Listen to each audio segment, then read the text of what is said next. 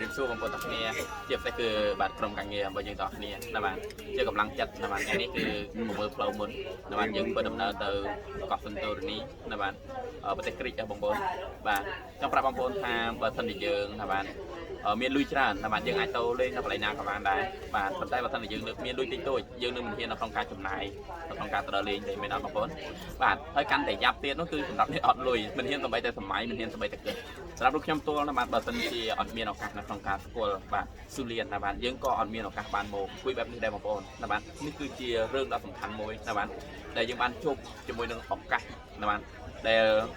យើងឃើញហើយយើងមើលហើយយើងដឹងហើយគេធ្វើបានយើងក៏គិតថាខ្លួនឯងអាចធ្វើបានណាបាទហើយក៏ចាប់ផ្ដើមសម្រេចចិត្តនៅក្នុងការធ្វើណាបាទ 100% ណាបាទ